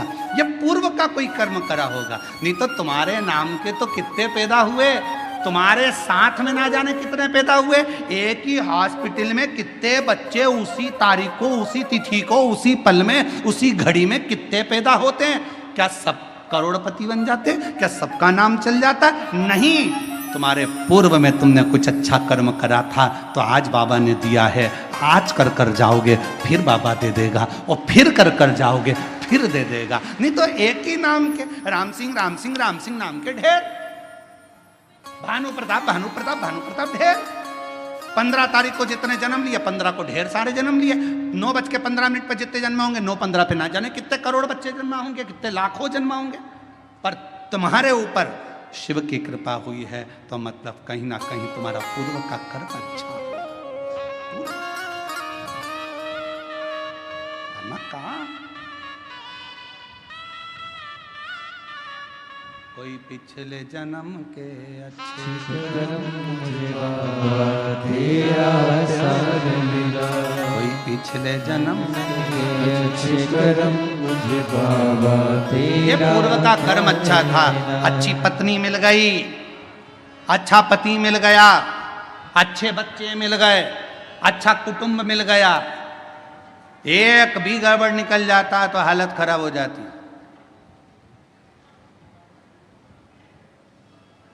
मकान बनाने के लिए अच्छे मिस्त्री की जरूरत होती है और घर के लिए अच्छी स्त्री की जरूरत होती है। मिस्त्री गड़बड़ निकल जाए तो छत पे पानी भरा ही रहता है और स्त्री गड़बड़ निकल जाए तो मुंह फूला ही रहता है। बहुत ध्यान देने वाला विषय। मिस्त्री गड़बड़ निकल गया, छत पे अगर ढाल नहीं दिया, सही तरह से छत नहीं बनाई, सही तरीके से मकान नहीं बनाया, बाथरूम नहीं बनाया, पानी भरा रहेगा। फिर दिन भर वाइपर से निकालते रहो और बाद में मन से कोसते रहो, ऐसा बाथरूम बनवाया पानी नहीं निकल रहा, बता उसकी जाली में फंस गया, पानी नहीं निकल रहा, वाइपर से निकाले, झाड़ू मारे तब जाकर पानी निकले, छत पे पानी भरा गया, निकल नहीं रहा। किसको दोष दोगे? मिस्त्री को। मिस्त्री ऐसा मिला, मकान बनाने वाला ऐसा मिला, अच्छा लेकर आना था, कैसा बनाया उसने, छत पे पानी भरा रहा है। मिस्त्री और स्त्री ये दोनों का श्रेष्ठ होना जरूरी है। मिस्त्री अगर अच्छा है तो मकान अच्छा बनता है और स्त्री अगर अच्छी है तो घर अच्छा बनता है, परिवार अच्छा बनता है, कुटुंब अच्छा बनता है। दोनों की समता होना चाहिए, दोनों की श्रेष्ठता होना चाहिए और ये श्रेष्ठता आपके भीतर हो। शिव कथा कर रही है, भगवान शंकर का चरित्र कर रहा है, भगवान ओघड़दानी का चरित्र कर रहा है, भगवान हरि विठ्ठल का चरित्र कर रहा है, मेरे शंकर भगवान का चरित्र कहता है, शिव तत्व कहता है। जब माँ पार्वती मैया बाल्य अवस्था में थी तब भगवान शंकर की आराधना में लीन रहती थी, आराधना। और शिव की कृपा से, शंकर की करुणा से, उनकी उदारता से पार्वती मैया के तेज पुंज से एक प्रकाश, उस प्रकाश से जल और उस जल से बेलपत्र का वृक्ष प्रकट हुआ। बेलपत्र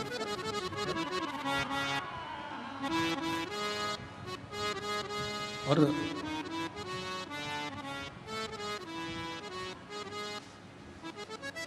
शिवजी के शरीर के, शिवजी के नेत्र अश्रु से, शरीर के भाग के जल से रुद्राक्ष का पेड़, रुद्राक्ष का पौधा होता है और माँ जगत जननी दुर्गा भवानी, माँ आदि शक्ति, माँ भवानी के शरीर के तेज प्रकाश जल से बेलपत्र का पौधा होता है। बेलपत्र का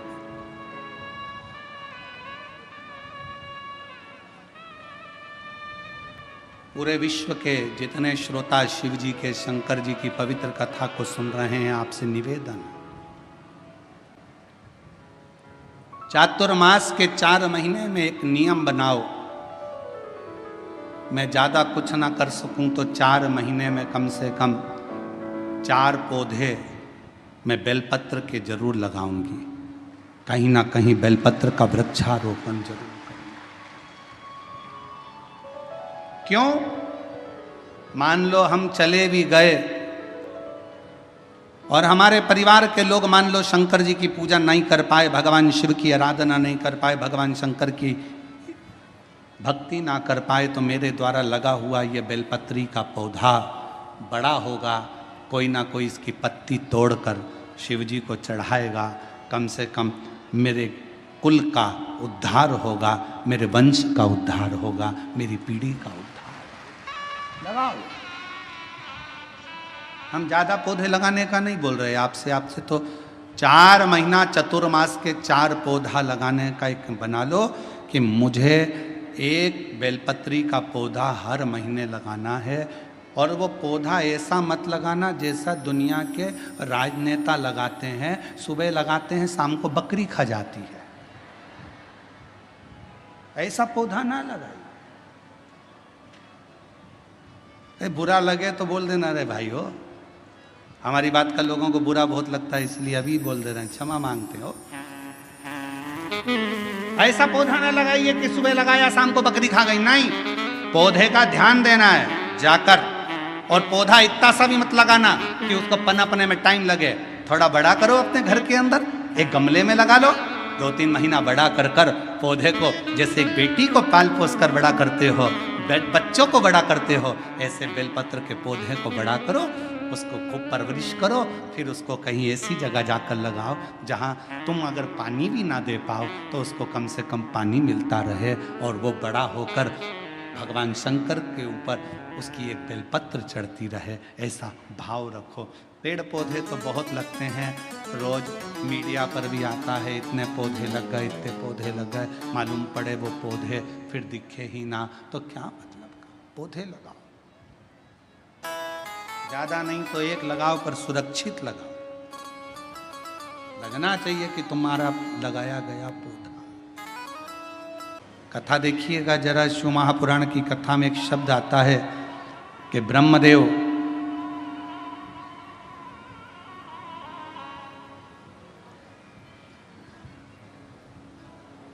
भगवान नारायण के सामने जाकर कहते हैं कि मैं शिव को नहीं स्मरण करता।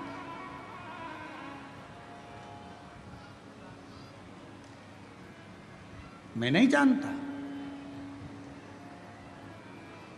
कौन शिव, कौन सृष्टि के रचना करता।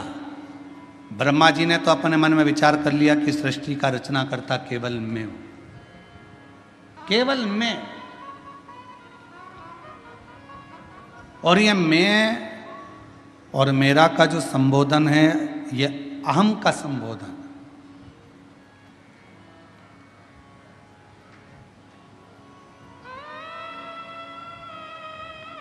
महाराज, हाथ की लकीरें भले आपके हाथ की मुट्ठी में बंद हो, हाथ की लकीरें भले आपके हाथ की मुट्ठी में बंद हो, पर मुट्ठी में ये लकीरें बंद कर सकते हो पर काबू नहीं कर सकते। आपके हाथ की लकीरों में जो लिखा है वो काबू में तो केवल एक देव अधिदेव महादेव ही कर सकता है, उसके सिवा कोई नहीं कर सकता। कोई कौन करेगा? एक पत्र आया, एक पत्र में उसने लिखा, मेरा नाम सुनीता प्रकाश हिवाले है, मैं बेजापुर की रहने वाली हूँ, मेरा मोबाइल नंबर ये है। पत्र को अगर आप देखेंगे तो उसमें उन्होंने लिखा कि डॉक्टर्स, जितने डॉक्टरों को दिखाया सब डॉक्टरों ने एक ही बात कही कि तुम मां नहीं बन सकती। आप ही हैं, आ जाओ, लिया बाबू। 17 साल संतान का सुख नहीं था। कितने साल? जम के बोलो। 17 साल संतान का सुख नहीं था। पत्र में आप लोग पढ़ सकते हैं। मेरी शादी को 17 साल हो चुके थे, संतान का सुख नहीं था। डॉक्टरों से इलाज करवाया पर डॉक्टरों ने बोल दिया था कि तुम कभी मां नहीं बन सकती, तुम मां नहीं बन सकती। हम दोनों पति पत्नी डिप्रेशन में चले गए, और दोनों पति पत्नी डिप्रेशन में चले गए। घर वालों ने बहुत समझाया, जो लिखा है ललाट पर वो होता है, क्यों चिंता करते हो? घर के लोगों ने दिलासा दिलाया, सब ठीक हो जाएगा, चिंता मत करो। तब करें तो करें क्या? 17 साल तक इलाज कराने के बाद भी डॉक्टरों ने कह दिया कि मां नहीं बन सकती।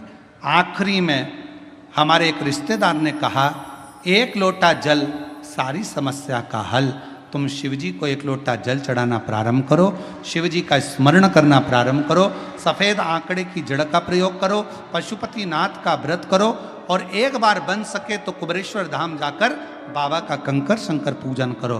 मेरे बाबा की ऐसी कृपा हुई, 17 साल के बाद 21 अगस्त 2023 को बाबा की कृपा से हमारे यहाँ 21 अगस्त 2023 श्रावण के पहले सोमवार को ही मेरे बाबा ने पुत्र रत्न की प्राप्ति कराई। मैं बाबा को यहाँ प्रणाम करने के लिए 17 साल के बाद। और एक पत्र में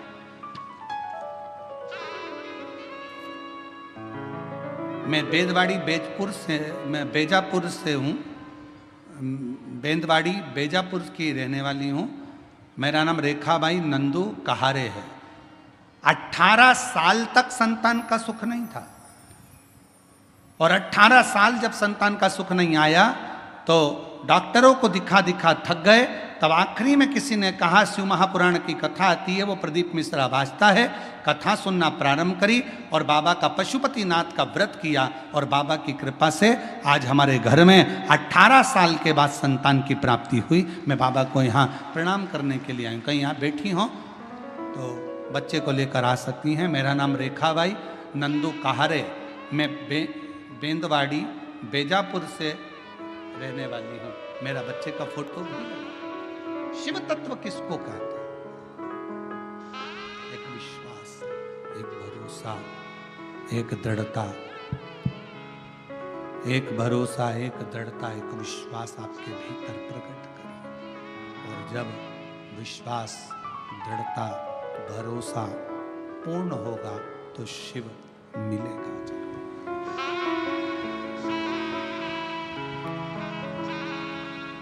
भरोसा, तेरे मंदिर में आना मेरा काम है, मेरी बिगड़ी बनाना तेरा।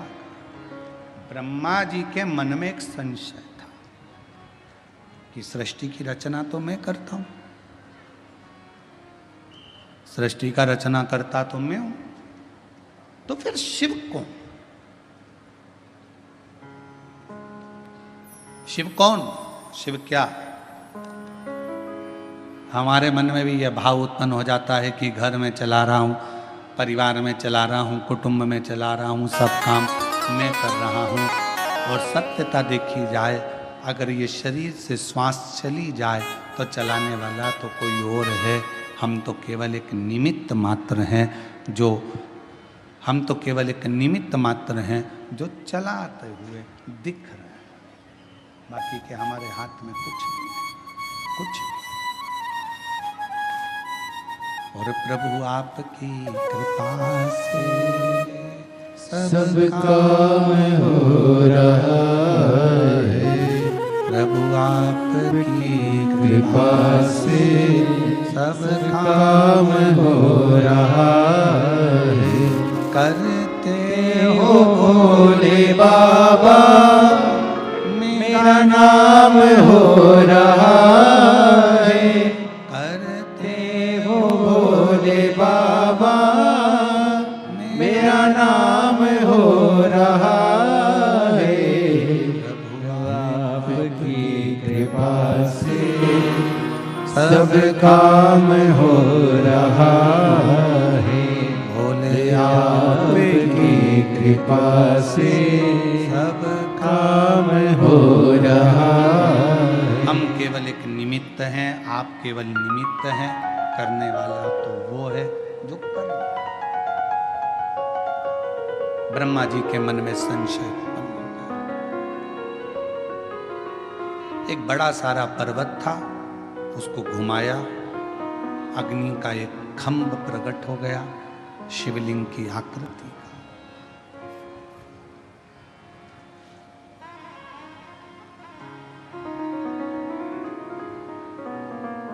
ब्रह्मा जी ने भगवान विष्णु से पूछा कि यह कौन है? भगवान नारायण ने कहा यही शिव है। एक प्रतीक चिन्ह,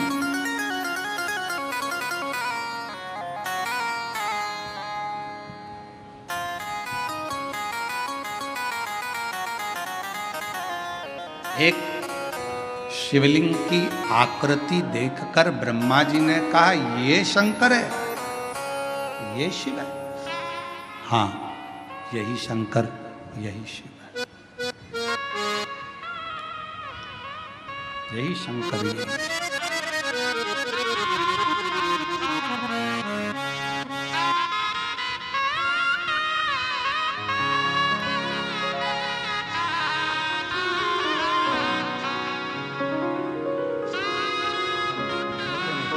बाबा दे दिया, ले, प्रणाम करो बाबा को, प्रणाम करो जल्दी से, प्रणाम करो, प्रणाम करो। 17 साल के बाद हुआ है, एक बार जोरदार ताली।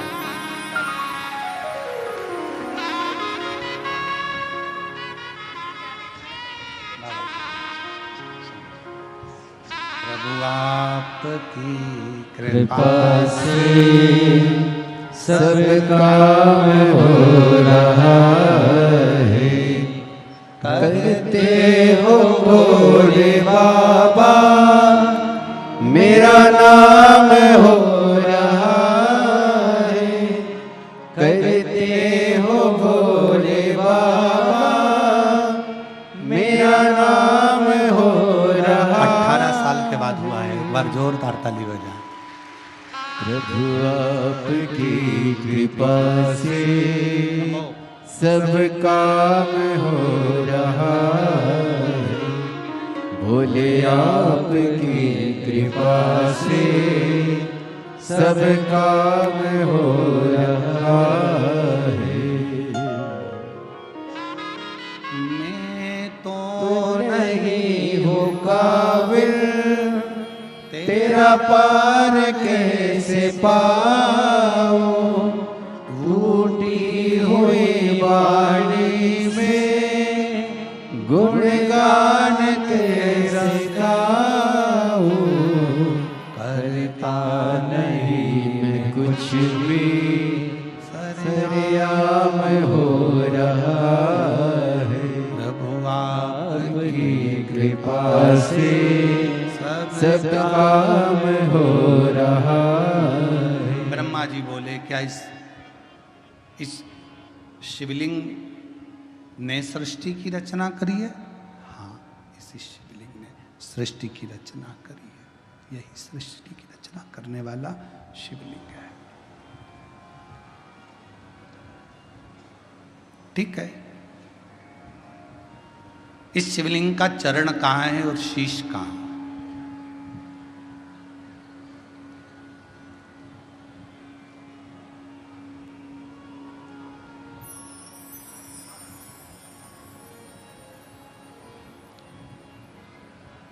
वीर शैव लिंगायत संप्रदाय में एक छोटा सा शिवलिंग गले के अंदर चांदी की डिब्बी में रखा रहता है।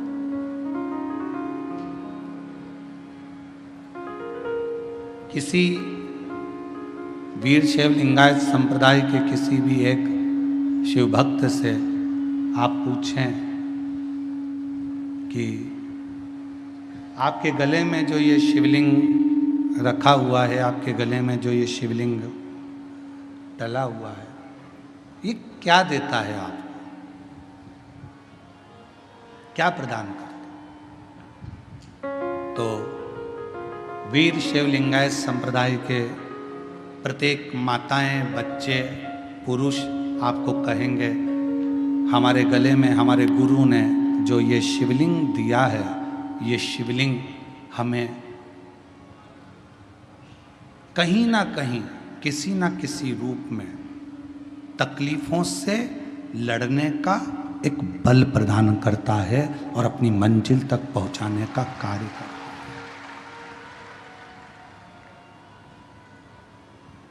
अब जिसने जाना शिवलिंग की महत्वता को वो जान गया। स्वयं ब्रह्मा जी शिवलिंग की महत्वता को नहीं जान पाए, सामने खड़े होकर कहते हैं इसका चरण कहाँ है, इसका शीश कहाँ है, जरा बता, इस शिवलिंग का चरण कहाँ और शीश कहाँ? आप में भी कई वीर शैव लिंगायत संप्रदाय के मुझे उम्मीद है कि शिव भक्त यहाँ बैठे होंगे, हमारा विश्वास करता है, क्योंकि शिव की कथा चल रही है तो ऐसा भाव है कि यहाँ बैठे हो। कितने लोग बैठे हैं वीर शिव लिंगायत संप्रदाय के? हाथ उठाओ जरा, बहुत सारे लोग बैठे होंगे। तो ये विराजो, प्रणाम आपको। शिव तत्व जहाँ पर है बैठे, शिव तत्व। ब्रह्मा जी नहीं जान पा रहे कि भगवान शंकर के शिवलिंग में है क्या, शिवलिंग में है क्या, आखिर ब्रह्मदेव को नहीं मालूम पड़ पाया। तब आखिरी में स्वयं भगवान नारायण से ब्रह्मदेव ने कहा, इस शिवलिंग का चरण कहाँ है? डीले कम करो। इस शिवलिंग का चरण कहाँ है? इस शिवलिंग का शीश कहाँ है? वो तो मालूम पड़े कम से कम, कहाँ है? भगवान नारायण ने कहा, शिवलिंग के चरण को और शीश को देखने की जिद ब्रह्मा जी मत करिए।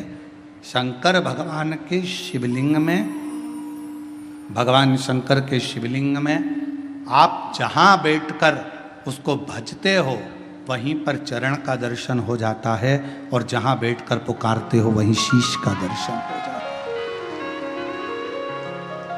अब इसमें ये नहीं जपा जाता कि भगवान शंकर को रिझाने के लिए हमको इधर मुंह करना पड़ेगा, हमको उधर मुंह करना पड़ेगा, हमको इधर चेहरा करना पड़ेगा, हमको उधर चेहरा करना पड़ेगा। शंकर भगवान की भक्ति करने वाला, शिव की आराधना करने वाला जहां जैसे जब चाहे शिव जी को कहीं पर भी बैठकर बस पुकार ले, शंकर भगवान उसका दुख हरने के लिए उस जगह पर आकर खड़े हो जाए।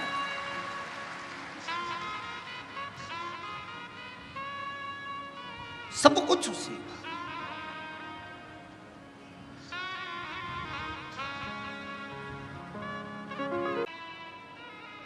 ब्रह्मा जी के संशय को भगवान विष्णु ने मिटाने के लिए कह दिया, हाँ है, मैं सिर देखने जा रहा हूं। ब्रह्मा जी बोले, मैं चरण देखने जा रहा हूं। भगवान नारायण बोले, चरण मालूम था मिलना नहीं है, वापिस आ गए। शीश देखने ब्रह्मा जी गए, गौ माता को लिया, केतकी के पुष्प को लिया, दोनों को लेकर आ गए, दोनों को सामने खड़ा कर दिया, भगवान नारायण की साक्षी में, भगवान विष्णु की साक्षी में।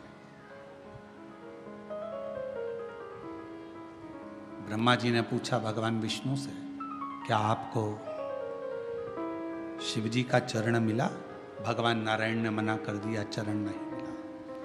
शंकर भगवान ने कह दिया, आपने मेरे सामने सत्य बोला, आज से आप सत्य नारायण के रूप में पूजोगे। बोल सत्यनारायण भगवान की जय। सत्य के रूप में आज से आप पूजे जाओगे, और जगत में सत्य पूजाता है।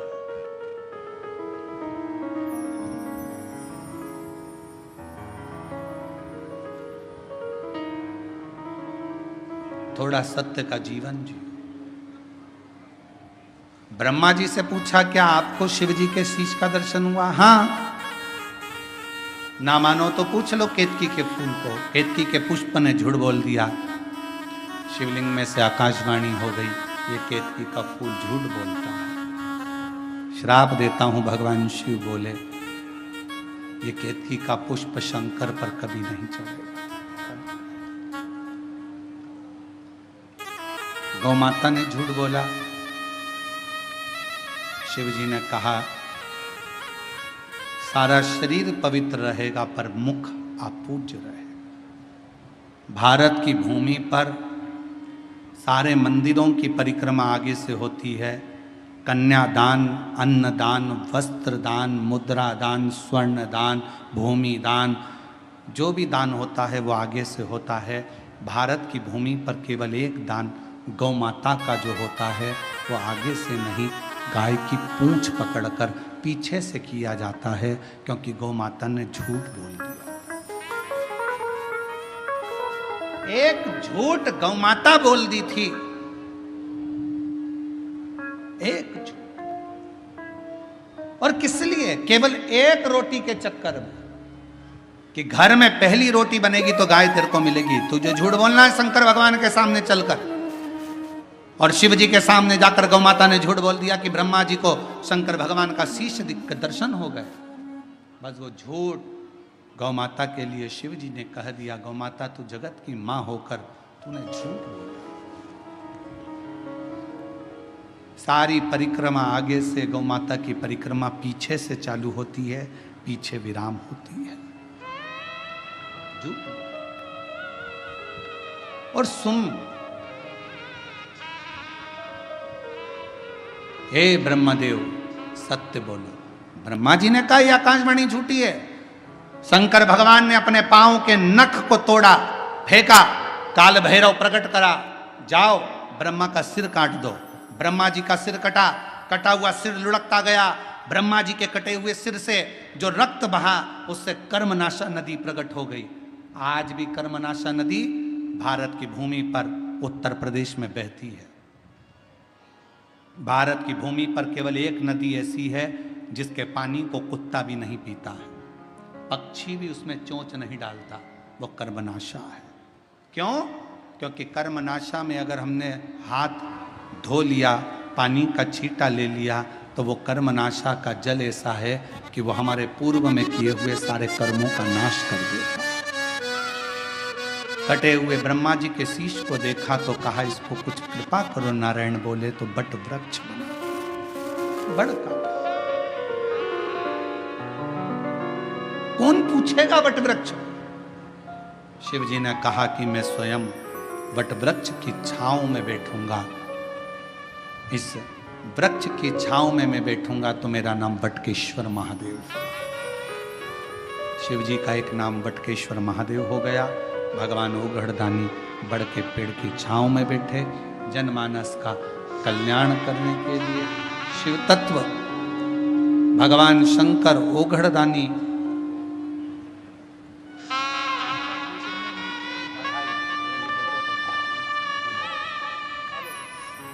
बेटे ने नीट का एग्जाम क्लियर करा है। एक बार जोरदार ताली बजाओ बच्चों के लिए जो इतना मेहनत परिश्रम कर कर आगे बढ़ते हैं और पूर्ण परिश्रम के साथ सुख पाते हैं, उसके लिए आनंद।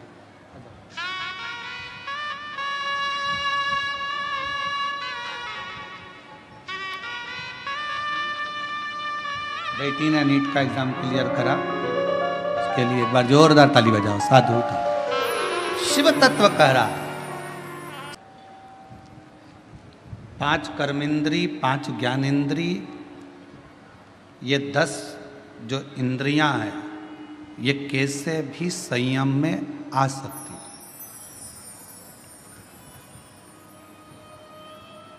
5 कर्मेंद्री को भी संयम में लिया जा सकता है, 5 ज्ञानेंद्री को भी संयम में लिया जा सकता है। 10 इंद्रियों को संयम में लेना सरल है, पर 11वें नंबर की जो इंद्री है मन, इसको संयम में लेना कठिन।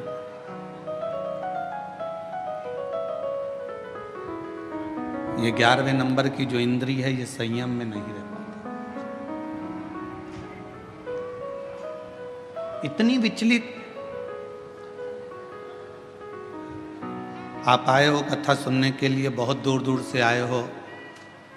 हम जब आ रहे थे तो हमने देखा कि जितनी भी रोड है और जितनी भी कॉलोनियां हैं आप लोगों की गाड़ियों से भरी पड़ी हुई है।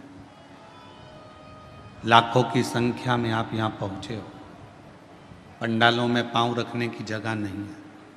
आज कथा का दूसरा दिवस ये स्थिति है तो 7 दिन में क्या होगा ये तो भोलेनाथ जी ही जाने।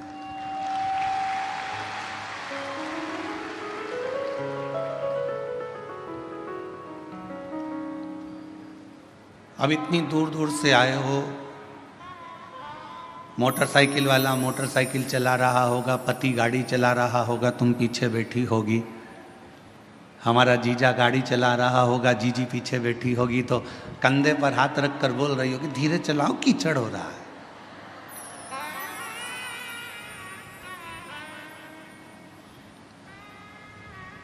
देखो देखो सामने से वो स्पीड ब्रेकर आया है, थोड़ा धीमा कर लो। पति बोला 15 साल से मैं गाड़ी चला रहा हूँ, और तुझे गाड़ी पर ले लेकर गया हूँ, तू फिर भी मुझ पर शंका करती है। पत्नी बोली, मेरे जब शादी कर कर आई थी 15 साल पहले, तुम मुझे गाड़ी पर लेकर गए थे, 3 जगह गटर में पटका था। एक बार चोट खाई हूं, उस दिन से मुझे भय लगा रहता है कि तुम कहां पटक दो, तुम्हारा भरोसा नहीं।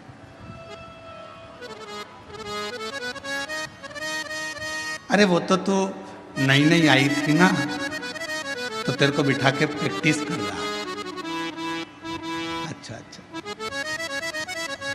फिर गाड़ी आगे चली, तुमने फिर कहा देखो कथा में जाना है, सामने कीचड़ है, थोड़ा सावधानी से, पानी फिसल जाए।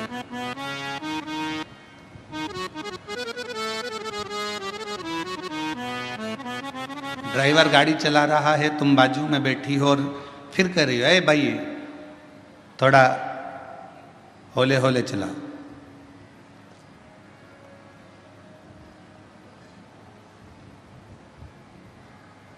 थोड़ा धीरे धीरे चला। और अगर कहीं जाना है, बहुत जरूरी काम है, तो लो कर लो कर लो कर लो कर, थोड़ा थोड़ा तेज तेज चला, लो कर, थोड़ा चला तेज चला। पर तुम कह रही हो कि थोड़ा आराम से चलो, देख कर चलो, सावधानी से चलो, उस ड्राइवर को तुम साध रही हो। पति गाड़ी चला रहा है तो तुम बार बार बोल रही हो थोड़ा धीमे चलाओ, साध रही हो। शिव पुराण यही कहती है, 5 कर्मेंद्री 5 ज्ञानेंद्री ये संयम में हो सकती है, पर ये मन रूपी जो इंद्री है ना, इसको हर आधे या 1 घंटे में बोलना पड़ता है, थोड़ा संयम में रहे। कथा में बैठे हो, मन कोई निकल कर गया, तुम्हारा मन फिर वहाँ चले जाएगा। किसी ने उधर से आवाज़ लगाई, तुम उधर देखने लगोगे। कोई चिल्लाया, तुमने उधर देखा। किसी ने कुछ बोला, तुमने उधर देखा। मन को फिर खींचा, कथा में लग जा, आराम से, ध्यान से। गाड़ी वाले को जैसे बार बार बोलती हो, वैसे अपने मन को भी थोड़ा संयम करने का प्रयास करो। 3 घंटे की कथा में, ये कथा में मन लग।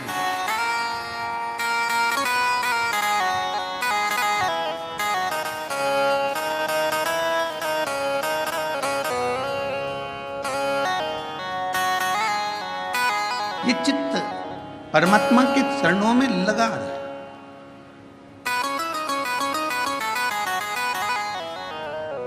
सभी लोग साथ में विनय करें, निवेदन करें, साथ में बोलें।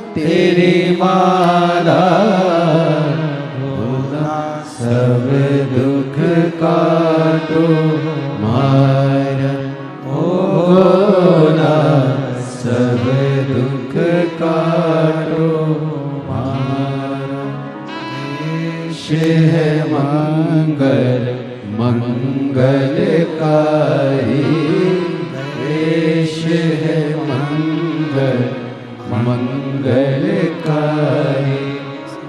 शानवासी हमारा, शानवासी हमारा, भोला सब दुख काटो हमारा, हो भोला सब दुख काटो हमारा।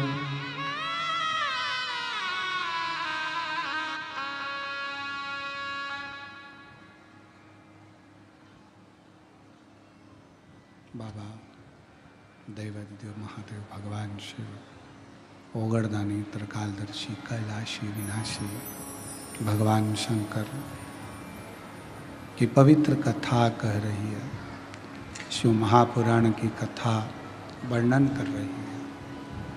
शिव तत्व कह रहा है कि शिव जी को अहम और काम दोनों ही श्रेष्ठ नहीं।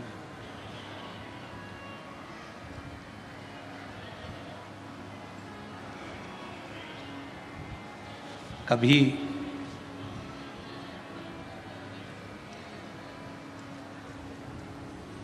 यदि मन में बहुत बड़ा कोई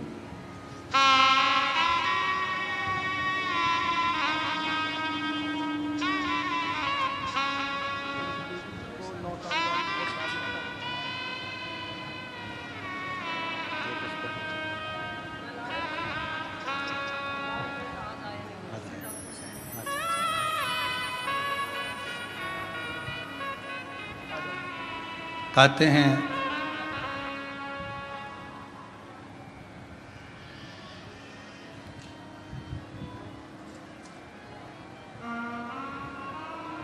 एक 1000 अश्वमेध यज्ञ का फल एक बेलपत्र के वृक्ष के नीचे बैठकर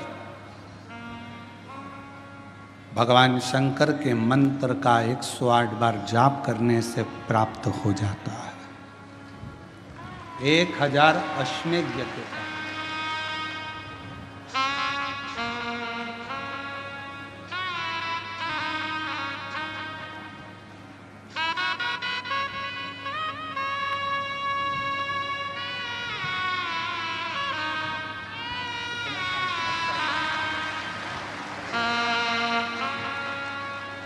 संभव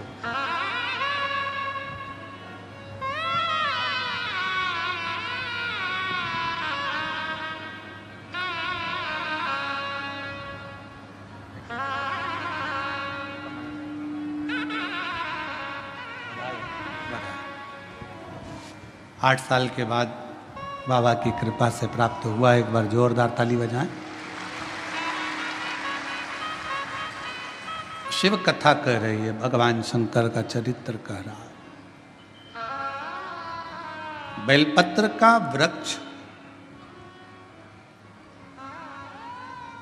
जिसके नीचे बैठकर यदि कोई अनुष्ठान, कोई तप, कोई साधना, कोई व्रत, कोई उपास किया जाए, उसका 1000 लाख गुना फल है।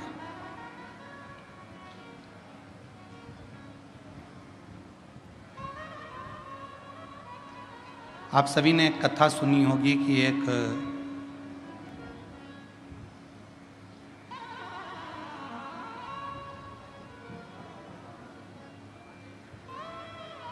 बकरी ने बेलपत्र के पत्ते को खा लिया था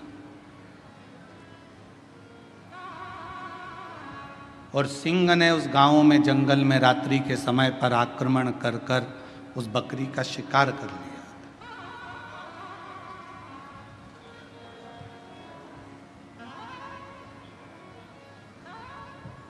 और आखिरी में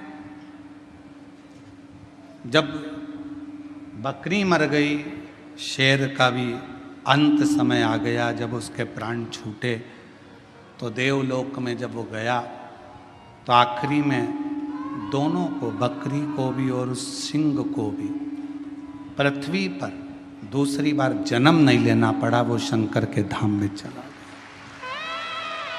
शिवकी।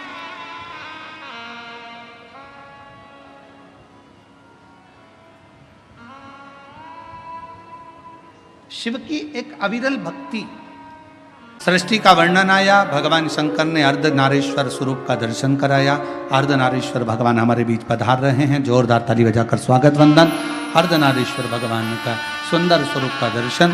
बोल अर्धनारीश्वर भगवान की।